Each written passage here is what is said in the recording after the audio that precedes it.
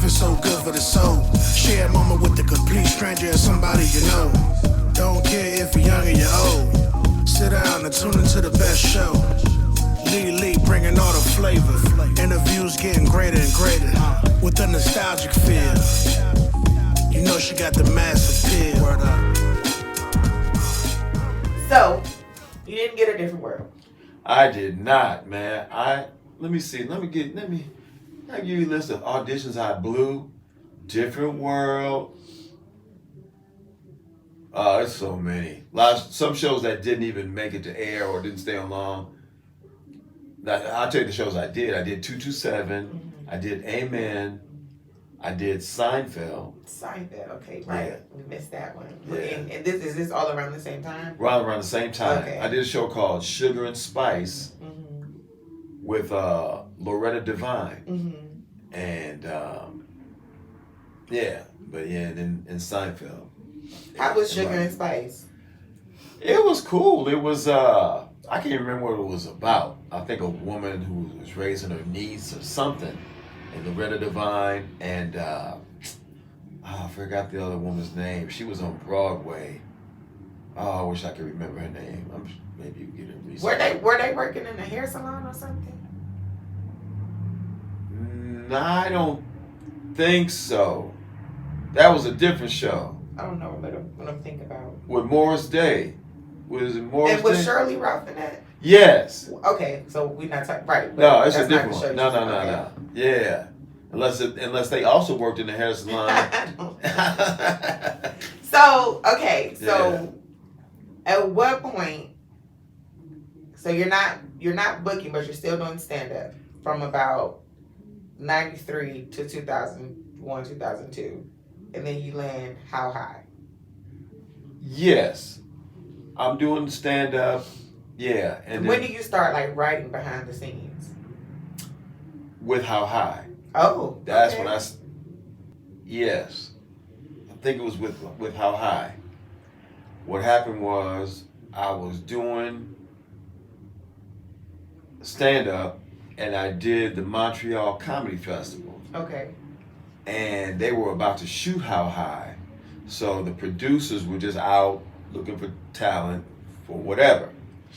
So they were in Montreal, and they were at one of the show that I did that was on. And at this time they were looking, there were various things they were looking for. And one of the things they were looking for was a cat to play a history professor or something. Mm-hmm. So they thought that I might be right for that role. Mm-hmm. So they wound up casting somebody else. Mm-hmm. But they contacted my people at the time. I've had various people over the years, literally like that. At this point, I'm not with Topper and Alice Carew anymore. I'm with, who was I with? Messina Baker. Mm-hmm. Yeah. So, or was I with Messina Baker then? I think so. Yeah. It's been with so many people. Mm-hmm. They come and go. I come and go. Mm-hmm. That's more it. They're steady. I'm the ones who that flakes. But so they saw me. They said, well, we cast this part, but they said, would you be interested possibly in doing what they call punch up on the script, which is just literally, if it's comedy, whatever it is, they say this script is okay. We like the idea. We think we need to make it funnier. Can you help us with that? Mm-hmm. And I'd never done that before. Again, I'd never written behind the scenes or anything. I said, yeah, I'll give it a shot. So they gave me the script. I read the script. Script was horrible. Mm-hmm. But and then this was so stupid. So the producers called me. So what'd you think? Oh, this script sucks. Okay, well thanks anyway. Oh, wait a minute. I done talked myself. Yeah, you know what I mean? Yeah, we know that. That's why we have some people punch it up. Mm-hmm. We don't need you to tell us that. Mm-hmm. We need some solutions. Mm-hmm. But I've been reading through the script, writing some ideas down. Oh, this could be this could be that. Added a scene, whatever. So I think I thought I was let me just go on with the brutal honesty. Let me start with that. Yeah, okay, brutal honesty. Mm-hmm. And once I saw brutal honesty was getting me get me walked out the door. I was like, hold on. Mm-hmm. I said, well, before you hang up, I did think about maybe you could do this, possibly here, like page 6, you could probably do this. Oh, okay. We'd like you to come in and meet with the other producers. Mm-hmm. Okay. Thank you, Brain, for intervening. Mm-hmm. So I go in, I meet with the producers, I pitch them some stuff. They liked it. So that's how I wound up writing Punch Up on How High. Okay. So now we're working on the show, on the movie, and we're in the office one day. Bob Dylan, you know Bob Dylan? The singer? The singer. Mm-hmm. His son Jesse was a big time, maybe still is, I don't know, director of commercials. Mm-hmm. This was going to be Jesse's foray into feature films. Mm-hmm. So Bob Dylan's son Jesse Dylan directed How High. Mm-hmm. So Jesse had this huge office in LA for his commercial work, So we're in his office one night, we're in there writing, me and a couple of the writers and one of the producers. Mm-hmm. So I had written this scene, and I just talking. I was like, just saying out loud to nobody. Like, oh man, I could do this scene. Not saying anything, man. Next day, I get a call from one of the producers. Hey, we'd like you to come in and audition for that scene. What? Okay. So I auditioned for the scene that I wrote. Do you remember what it was? Yes, it was the college recruiters. Mm-hmm. Yeah. And so that's how I wound up in How High. Mm-hmm. Yeah. Yeah, one of my favorites. Oh, yeah? My line sisters and I say that all the time. Oh, for real? Hatred for the white devil. Yeah. Fans, hatred for the white devil. And volleyball. Where did volleyball come from? I don't know. But I wrote that scene. Okay. Oh, cool. Yeah. Yeah, I wrote that scene. It was fun. That was a fun experience. Those guys were cool. Mm-hmm. It's funny about rappers, MCs, hip hop.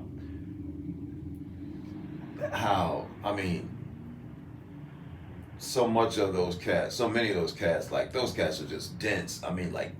Layered. Those brothers, they're, you know what they are? They're cultural anthropologists. Mm. They archaeologists. They just know the culture Mm-hmm. and everything that's going on in the culture. Mm-hmm. This is funny. And because my first time when I first started writing on the movie, Mm-hmm. me and a cat named Brian Posehn, who also wrote on the movie, he's also like an actor, stand-up comic. We had to meet Method and Red over at the W Hotel in Westwood. So it was so funny to meet those cats, man. And so we met him a few times at the hotel, and then we just write on the movie. And sometimes we'd come on set, and Red would say to me sometimes, man, I know you. I've seen you. I've seen you somewhere. But I never say anything. I'm not that type of guy. I wouldn't say anything. And then sometimes it's kind of fun to see, let me see if somebody can figure it out. Mm-hmm. But whatever. So, I'd be on set sometimes. I've seen you somewhere. I don't know. But then, keep Mm-hmm. moving. And then one time I'm on set, he said, "Using Talking Dirty After Dark." I said, "Yeah." And then he said, "Yeah, I know my niggas." I know my niggas. Indeed you do, sir. Hilarious. Yeah. So, do you continue writing behind the scenes now after How High? What's life for Dwayne after this point? Okay, so then from How High, yes, I got a gig writing on the Orlando Jones show. Right. Yes, Mm-hmm. which was really cool.